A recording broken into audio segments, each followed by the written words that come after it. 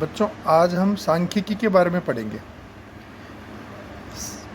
मेरे पिछले वीडियो में आपने प्रोबेबिलिटी के बारे में पढ़ा था, प्रायिकता के बारे में। अभी हम सांख्यिकी के बारे में पढ़ रहे हैं। सांख्यिकी बोर्ड परीक्षा की दृष्टि से बहुत ही ज़्यादा इम्पोर्टेंट चैप्टर है, क्योंकि 6 नंबर के क्वेश्चन इसमें से आते हैं। कभी कभी 3-3 नंबर के 2 पूछ लिए जाते हैं और कभी कभी 6 नंबर का 1 प्रश्न भी आ जाता है। इसलिए स्कोरिंग के लिए ये अपने लिए बहुत इम्पोर्टेंट चैप्टर है। तो आज हम सांख्यिकी के बारे में पढ़ रहे हैं। ठीक है बच्चों, डेट हो गई 24/6/2020। मैं चाहता हूँ कि आपका अधिक से अधिक स्कोरिंग कोर्स जो है वो एग्ज़ाम से पहले ही हो जाए, जिससे हमें ज़्यादा दिक्कत नहीं आएगी। सांख्यिकी का जहाँ तक सवाल है, सांख्यिकी में अपन केंद्रीय प्रवृत्ति के माप निकालते हैं। किसके निकालते हैं?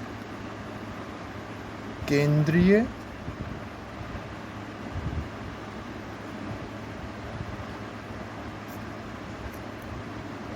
प्रवृत्ति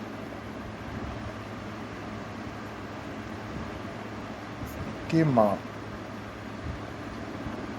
इससे तात्पर्य आप ये समझ लीजिए कि जो हमारे पास डाटा होते हैं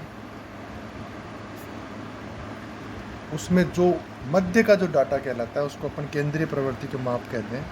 जैसे हम काफ़ी जिस समय सर्वे वगैरह कोई चलता है तो सर्वे में हम लोग कई तरह के डाटा इकट्ठा करते हैं।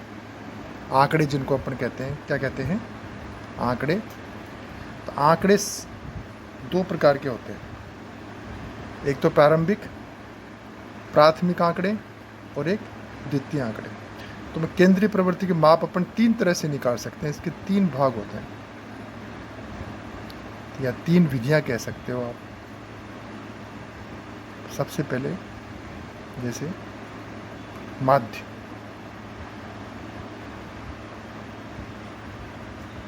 होता है। दूसरे नंबर पे माध्यक, इसकी विधि से भी निकाल सकते हैं हम। और तीसरा होता है बहुलक। इस विधि से भी हम निकाल सकते हैं। माध्य एक तो होता है अपने, इसको अपन औसत भी कह सकते हैं। औसत मान भी कह सकते हैं इसको हम।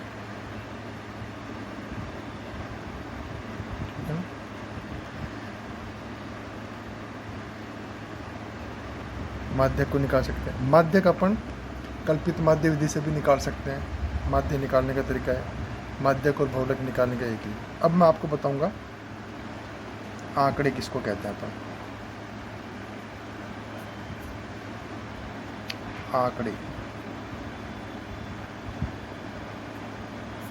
इंग्लिश में इसको कहते हैं डाटा। ये 2 प्रकार के होते हैं। नंबर 1 प्राथमिक आंकड़े और नंबर 2 द्वितीयक आंकड़े।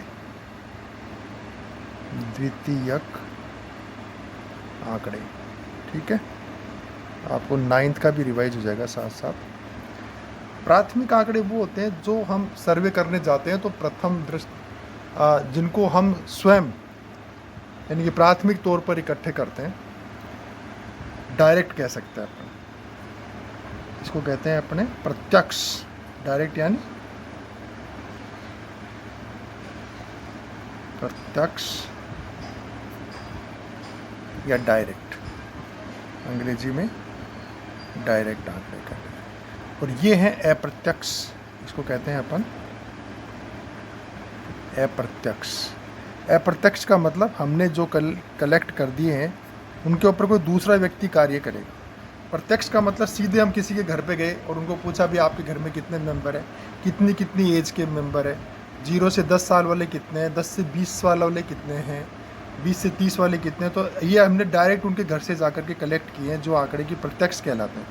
और अप्रत्यक्ष यानी कि ये जो आंकड़े हमने इकट्ठे किए हैं, इन आंकड़ों को आगे जा कर के सरकार अपने हिसाब से और कुछ विकास कार्य करने के लिए और मैनिपुलेट करती है, या फिर उनको अपने हिसाब से एडजस्ट करती है या उन पे कार्य करती है। तो ये आंकड़े जो कार्य करने के बाद में जो आंकड़े आते हैं कि भाई हमें इतने लोगों के हिसाब से इतनी सुविधाएं या इतने हैंडपंप लगाने हैं या इतनी प्राथमिक सुविधाएं वो देनी है, इतने साधन जो है यातायात के लगाने हैं, इतनी पानी की व्यवस्था, इतनी की बिजली, वो जो सरकार आंकड़े पेश करती है वो कहलाते हैं द्वितीय आंकड़े। तो प्राथमिक आंकड़ों से ही द्वितीय आंकड़ों पर कार्य किया जाता है। ये तो मेन हो गया कि सांख्यिकी का हमारे लिए क्या उपयोग है, सांख्यिकी हमें क्यों पढ़ाई जानी चाहिए, इसके बारे में बता दिया। और सांख्यिकी के जो प्रश्न है उनको हम किस विधि से हल करेंगे, ये आपको 3 विधियां बता दी मैंने। माध्य, जिसको हम औसत भी कहते हैं, बचपन में आपने औसत मान सीखा होगा। इसको दूसरा ज्ञात करने का आपने माध्यक और बहुलक। जैसे मान लीजिए बहुत सारे आंकड़े फैले हुए हैं कहीं पर, ठीक है, अब उन आंकड़ों के मध्य का अपन को कोई सेंट्रलाइज पॉइंट ज्ञात करना है, मान लीजिए इस तरीके से मध्य मान या औसत मान, ठीक है ना। तो वो है जो केंद्रीय प्रवृत्ति के माप कहलाते हैं, माध्य, बहुलक, और ये जितना भी अपन ज्ञात करते हैं इसलिए ज्ञात। जैसे मान लीजिए आपकी क्लास है, कक्षा 10 है, एग्जाम्पल के ले लिए हमने, एग्जाम्पल ले लिया कक्षा 10 में पढ़ने वाले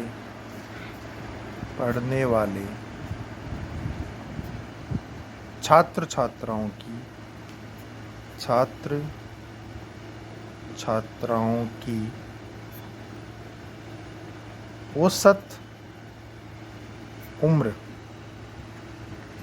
औसत उम्र निकालनी। तो क्या है कि हम नोट करेंगे, मान लीजिए कि कोई बच्चा है 14 साल का, कोई बच्चा है 15 साल का, कोई बच्चा 16 का भी है, कोई 18 का भी है, कोई गलती से 12 का भी आ गया है, ठीक है। तो इस तरीके से 1 2 3 4 5। अब हम ये हमने पूछा कक्षा 10 में पढ़ने वाले छात्र छात्राओं की औसत उम्र कितनी है। तो ये हम अलग अलग नए बता करके एक चीज़ बताएंगे भी औसत उम्र कितनी होनी चाहिए। तो इन सब को जोड़ करके यानी इनका औसत मान ज्ञात कर लेंगे। कितना निकाल लेंगे? औसत मान। वही आपका माध्य होगा और वही जो है कक्षा 10 में पढ़ने वाले छात्र की औसत उम्र होगी। तो ये इसका उपयोग है सांख्यिकी का, जो आपको किसी बुक में नहीं मिलेगा। लेकिन अब जब कोई चीज़ भी हम पढ़ना शुरू करते हैं, मान लीजिए कुछ भी हम पढ़ते हैं, तो हमारे दिमाग में एक प्रश्न पैदा होता है कि हम इसे क्यों पढ़ रहे हैं। हम इसलिए पढ़ रहे हैं कि इससे हमें बहुत फ़ायदा होता है। सांख्यिकी आपको पता है जितने भी विकास कार्य सरकार करवाती है वो सब सांख्यिकी आंकड़ों के आधार पर ही शुरू करवाती है। इसलिए ये चैप्टर आपके लिए बहुत इंपॉर्टेंट है। अब हम पढ़ेंगे आगे 1 बाय 1 माध्य निकालने के क्या तरीके हैं, बहुलक और माध्य क्या होते हैं, इसके बारे में अपन आगे पढ़ेंगे। सबसे पहले हम लेते हैं माध्य।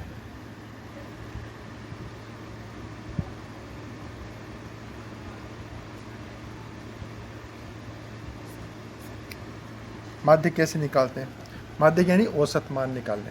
इसमें जो बोर्ड परीक्षा में अपने आता है, जो सिंपल क्वेश्चन जो आता है वो इस तरह से आता है। जैसे मान लीजिए कोई भी आपको मान दे दिया कि एक जो क्रिकेट का मैच चल रहा है, उस क्रिकेट मैच के अंदर किसी ने मान लीजिए एक खिलाड़ी 4 रन बनाता है, दूसरा 5 बनाता है, एक 2 बनाता है, एक 1 पर ही आउट हो जाता है और एक 0 पे आउट हो जाता है। ठीक है, मान लीजिए आपके पास ये 4-5 आंकड़े हैं। अब इनसे आपको निकालना है औसत माध्य। औसत आपको पता है औसत हम कैसे निकालते हैं? औसत का सूत्र आपने पहले भी सीख रखा है छोटी क्लासों में।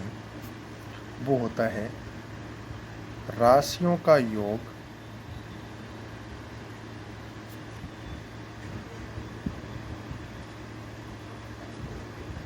बटा राशियों की संख्या। राशियों की संख्या, इसी सूत्र को हम यहाँ बढ़ाएंगे और माध्य जो आपके 10वीं क्लास की बुक में जो दे रखा है उसको उस रूप से लेंगे अपन। तो राशियों का योग अगर अपन यहाँ निकालें तो देखो ये हो जाएगा 0 + 1 + 2 + 4 + 5। ये तो हो गई योग। ठीक है, 1 2 3 4 5 संख्याएं नीचे 5 आ जाएगा, क्योंकि राशियों की संख्या कितनी हो गई 5 है, कुल मिला के 5 संख्याएं दे रखी है। पाँचों संख्याओं का योग कर दिया, ऊपर जोड़ दिया, ये हो गया 5 4 9 और 2 11 और 1 12, 12/5 आ गया आपके पास। 12 में 5 का भाग दे दिया तो हमारे पास आ गया 5 दूनी 10, ठीक है, 2 बच गए, पॉइंट 500 का 20, यानी 2.4 इसका औसत आ गया। तो इसी को हम क्या कह देंगे, माध्य कहते हैं। क्या कह देंगे, माध्य भी इसी को कह सकते हैं। ये माध्य हो गया। अब आपने देखा कि यहाँ तो जो संख्या है सब एक एक बार आ रही है, 0 एक बार आ रहा है, 1 भी आ रहा है, 2 भी आ रहा है, 5 भी आ रहा है। कई बार क्या होता है कि ज़्यादा बार भी आ जाता है, ज़्यादा बार। जैसे मान लीजिए मैं इसी को दोबारा लिखता हूँ, एक एग्जांपल और लेते हैं अपन, ठीक है। मैंने 0 ले लिया, 1 ले लिया, 2 ले लिया, 4 ले लिया, फिर मैंने 2 ले लिया, फिर मैंने 1 ले लिया, फिर मैंने 4 ले लिया, फिर मैंने 5 ले लिया, फिर 0 ले लिया, फिर 5 ले लिया, फिर 5 ले लिया, ठीक है। इस तरह से हमारे पास ये संख्याएं हो गई है। फिर मान लीजिए मैंने 4 ले लिया, ठीक है। अब यहाँ हम देखें तो फ्रीक्वेंसी यानी कि बारंबारता, कोई अंक ऐसे भी हैं जो बार बार आ रहे हैं, तो बारंबारता सारणी हमने पहले बनाई है। तो एक छोटी सी बारंबारता सारणी में बनाऊंगा, देखिए आप ऐसे, इसको जैसे मान लीजिए हमने ये देखा, ये एक सारणी होगी अपने पास, ठीक है, बचपन में भी आपने बनाई होगी ऐसी। ये जो संख्या है इनको अपन कहते हैं चर मान, और चर मान यानी कि जो बदलते रहते हैं, तो इसको अपन ने मान लिया कि ये कितने हैं, x है। इन सब को हमने x मान रखा है, x और i इसलिए लगा देते हैं कि i का मतलब 1 2 3 4, i यानी 1 2 3 4 संख्याएं हो गई है, नंबर चल रहे हैं। तो पहली संख्या हमारे पास कितनी है, 0, फिर कितनी है 1, फिर कितनी है 2, फिर कितनी है 4, फिर कितनी है 5। तो ये तो चर राशियां हैं, जो आंकड़े हैं हमारे पास। अब ये कितनी बार आ रहे हैं, तो उसके लिए क्या करते हैं हम कि मिलान चिन्ह लगाते हैं। मिलान चिन्ह यानी कि कौन, जैसे 0 है, 0 आपने देखा, 0 के आगे 1 डंडा कर दिया हमने, फिर 1 आ गया, 1 के आगे भी 1 डंडा कर दिया, फिर 2 आ गया, ये संख्या आ गई, ये संख्या आ गई, ये आ गई, 2 के आगे 1 आ गया, 4 के आगे भी 1 आ गया, फिर 2 के आगे फिर 1 आ गया, 1 के आगे फिर 1 आ गया, ठीक है, फिर 4 के आगे फिर 1 आ गया आपको, फिर 5 आ गया, 5 के आगे 1 आ गया, फिर 0 आ गया, ठीक है, फिर 5 आ गया आपके पास, ठीक है, और फिर ये 5 आ गया, फिर ये 4 आ गया, ठीक है। अभी मैं कुछ संख्या और लिख देता हूँ इसमें, जैसे मान लीजिए 5 मैंने और ले लिया, ठीक है, फिर 5 ले लिया मैंने, ठीक है। तो अभी 2 बार हमने 5 और ले लिया, तो ये 4 आ गया, फिर 1 बार हमने 5 और लिया। अभी 5वां जब आप मिलान चिन्ह लगाते हैं तो अपने इस तरीके से कर देते हैं इसमें, ठीक है। ये हो गया आपके पास। अब इनको जोड़ करके लिख देंगे, ये तो हो गए अपने मिलान चिन्ह जो आपने पहले 9th क्लास में बनाए होंगे, इस तरह की मिलान चिन्ह। अब लिख दीजिए, इसको बारंबारता कहते हैं। अगली लाइन को क्या कहते हैं, बारंबारता, जिसको अपन F से भी लिखते हैं। किससे लिखते हैं, F से। देखिए 0 कितनी बार आया, 2 बार आया, 1 कितनी बार आया, 2 बार आया, 2 कितनी बार आया, 2 बार आया, 4 कितनी बार आया, 3 बार आया, 5 कितनी बार आया, 5 बार आ गया, 5 और 3 8, 2 10 और 2 12 और 2 14, 1 2 3 4 5 6 7 8 9 10 11 12 13 14। तो हमारी कंप्लीट संख्याएं हो गई है, 14 की 14 हमने पूरी उतार ली संख्या, कोई संख्या छोटी नहीं है, ठीक है। इसको कहते हैं हम बारंबारता सारणी। तो बच्चों मैंने आपको यहाँ पर ये बता दिया है कि अपन चर किसको कहते हैं, एक्स, यानी जो संख्याएं आपको दी है, जो डाटा आप कलेक्ट कर रहे हो वो तो कहलाता है एक्स, ठीक है। वो कितनी बार आ रहा है डाटा, कितनी बार आ रहा है, वो बार बार आ रहा है, तो उसकी बारंबारता हो गई। कितनी बारंबारता हुई, ये आ गई इसके अंदर। तो यहाँ पर 2 चीज़ें हमने काम ली। तो इन चीज़ों से अगर हम देखें तो देखिए, अगर आप राशियों का योग करेंगे तो ये आपके पास आ जाएगा 5 और 3 8 और 2 10 और 2 12 और 2 14। ये तो आ गया आपके पास बारंबारताओं का योग, ठीक है ना। अब अगर हम इसका योग वो करना चाहें कि भी हमें टोटल करना है, तो टोटल करना है तो उसके लिए क्या करना है कि हमको जीरो कितनी बार आया, 2 बार, तो इसका मतलब 2 से 0 को गुणा करेंगे, तो ये आ गया हमारे पास 0। 1 कितनी बार आ रहा है, 2 बार, तो 2 एकम 2 इसका योग आ गया, ठीक है।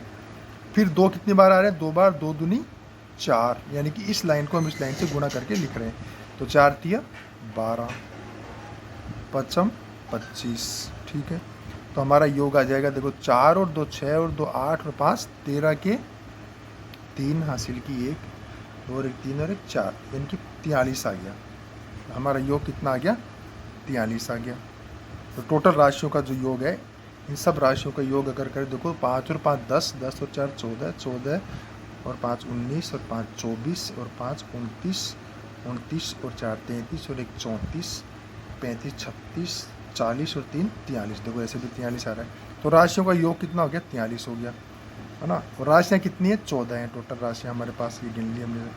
तो अब इस सूत्र में अगर ऊपर वाले सूत्र में हम रखते हैं तो हमारा माध्य आ जाएगा कितना, माध्य जो होगा वो हो जाएगा, राशियों का योग तो कितना हो गया 43, संख्या कितनी है 14, 14 का भाग हम दे देंगे इसमें, तो आ जाएगा 14 3 42, ठीक है।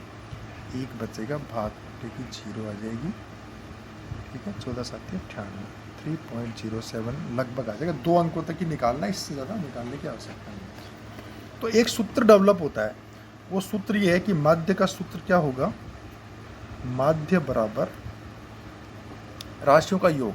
अब योग हमने किस किस को गुणा किया था, हमने f को गुणा किया था, f आई का मतलब बहुत सारे f हैं, गुणा किससे किया हमने, x से गुणा किया था, तो गुणा हमने कर दिया किससे, x से कर दिया, xi मान लो इसको। ये तो आ गया हमारे ऊपर जिसमें हमने 43 लिखा था। नीचे क्या आया, हमने राशियों का योग, राशियों का योग कितना 14, तो राशियों का योग यानी बारंबारताओं का योग, तो ये आ गया हमारे पास fi। अब जोड़ के लिए हम एक चिन्ह का प्रयोग करते हैं, वो चिन्ह होता है ये वाला चिन्ह होता है, और ये भी नीचे बारंबारता जोड़, यहाँ पर भी ये चिन्ह आ गया। इस चिन्ह को लिखेंगे क्या, योग के लिए चिन्ह है योग, और वैसे इसको क्या कहते हैं, सिग्मा, इसका नाम क्या है, सिग्मा, ठीक है। तो इस प्रकार से बच्चों हमारे पास जो माध्य का सूत्र निकल के आया है वो ये है, माध्य का सूत्र, ठीक है ना।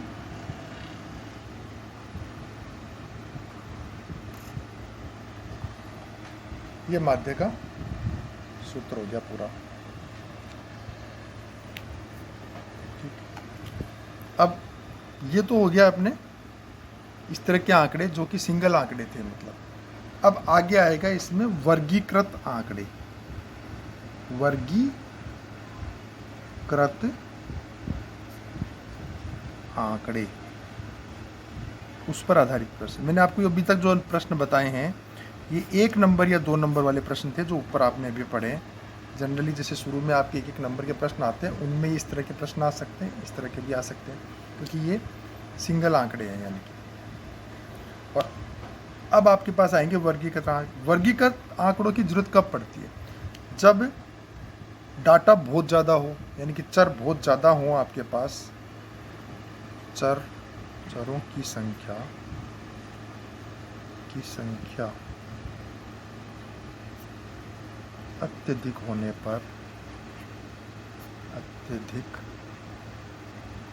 पर वर्गीकृत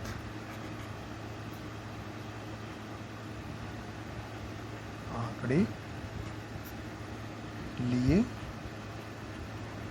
जाते हैं। उदाहरण के लिए एग्जाम्पल देख लो, जैसे किसी गांव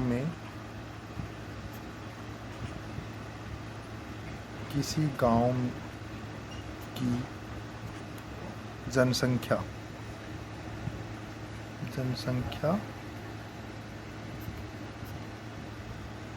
से संबंधित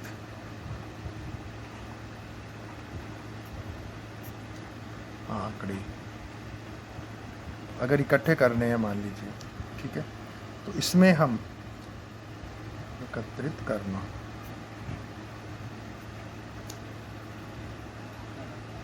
ऐसी स्थिति में जब आपके पास कोई प्रश्न आएगा तो उसको अपन वर्गीकृत आंकड़ों में विभाजित करेंगे। वर्गीकृत आंकड़ों का मतलब हो गया कि जैसे आपने हर घर जा कर के सर्वे किया और हमने ग्रुप बनाए, समूह वर्ग बनाए, मतलब वर्ग बना लिया हमने, आयु के वर्ग बनाए, आयु यानी कि पहला वर्ग बनाया हमने 0 से 10 वर्ष, ठीक है। दूसरा वर्ग हमने बनाया 10 से 20 वर्ष, 20 से 30 वर्ष, और इस तरीके से आगे भी बनाते चले जाएंगे हम। अगर इस तरीके का सवाल आता है तो उसको हमें कैसे करना है वो मैं आपको सिखाऊंगा इसमें, ठीक है। तो मैं एक प्रश्न ले लेता हूँ। माध्य ज्ञात कीजिए, वर्गीकृत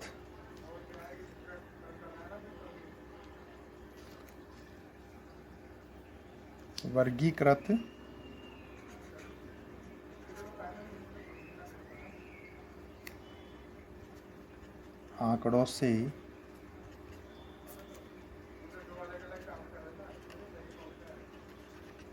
माध्य ज्ञात करना, ठीक है। अब एक सारणी मान लीजिए आपको दे रखी है इसमें एग्जाम्पल, हमने एक सारणी बनाई जिसमें ये खाना है आपके वर्ग। सबसे पहले मान लीजिए वर्ग लिखे हुए आते हैं 0 से 10, 10 से 20, 20 से 30, 30 से 40 और 40 से 50। ये हमने ले लिया, ठीक है।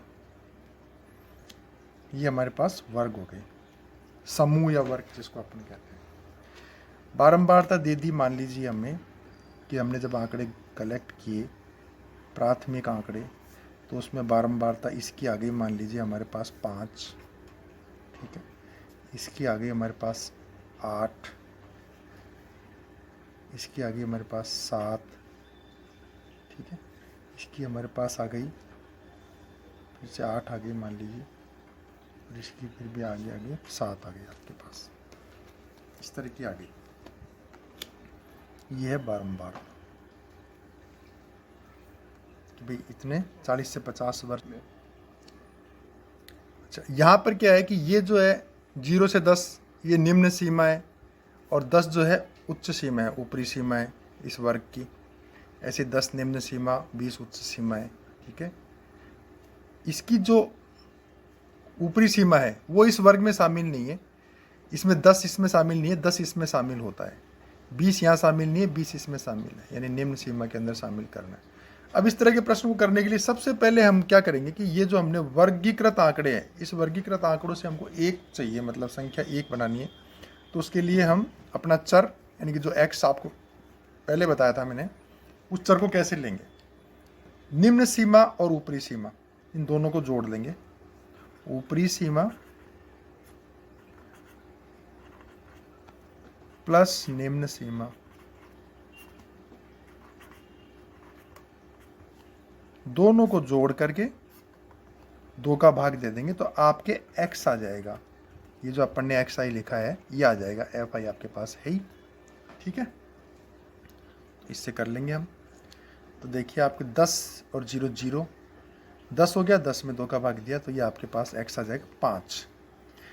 10 और 20 30, 15 आ जाएगा। 30 और 20 50, 25 आ जाएगा। 30 और 40 70, 35 आ जाएगा, ठीक है। और 40 और 50 90, 45 आ जाएगा, ठीक है। तो ये आपके पास दोनों आ गया। अब आपके पास x भी आ गया, आपके पास f भी आ गया वर्गीकरण। अब हमें सूत्र हमारा क्या है, माध्य निकालने का सूत्र है हमारा माध्य बराबर, माध्य m ही कहते हैं अपन इसको, बराबर sigma fi xi upon sigma fi, ठीक है। तो कहने का मतलब यही हो गया कि अब एफ आई एक्स आई निकालेंगे अगले कॉलम में, एफ आई इंटू एक्स आई निकालेंगे। तो ये हो गया आपका 5 25 हो गया, 15 8 120 हो गया, 25 7 175 हो गया, ठीक है। 8 5 40, 4 8 24 और 4 28 यानी कि 280 हो गया, ठीक है। इधर 7 5 35, 3 7 28 और 3 31 315 हो गया। जोड़ लो, 5 और 5 10, 5 दिए 15 के 5, हासिल की 1, 3 और 2 5, 5 और 15 5 20 और 1 21, 2 3 5 2 7 1 8 और 1 9 यानी कि 915 ये आ गया आपके, ठीक है। इधर आपका हो गया एफ आई 8 और 5 13 और 7 20 और 15 35, ये आपका ये हो गया। सिग्मा एफ आई लिख सकते हो इसको, इसको एफ आई एक्स आई लिख सकते हो, ठीक है। तो टोटल आपका आ जाएगा यहाँ पे 915 बटा 35। 5 से काट देंगे, काटता है तो काटो, 5 एकम 5, 5 8 40 और 5 3 15 और 5 7 35, भाग दे दो, 7 दूनी 14, 7 6 42, बच गया 7 एकम 7, 7 चौका 28 यानी कि लगभग 26.14 आपका आंसर हो गया इसका। तो इस प्रकार से इसका जो माध्य आएगा वो आएगा 26.14। तो ये हमने वर्गीकृत आंकड़ों से माध्य ज्ञात करना सीख लिया। अब इसके बाद जो अगला वीडियो बनाएंगे उसमें हम करेंगे कल्पित माध्य। क्या करेंगे? कल्पित माध्य स्टार्ट करेंगे। धन्यवाद।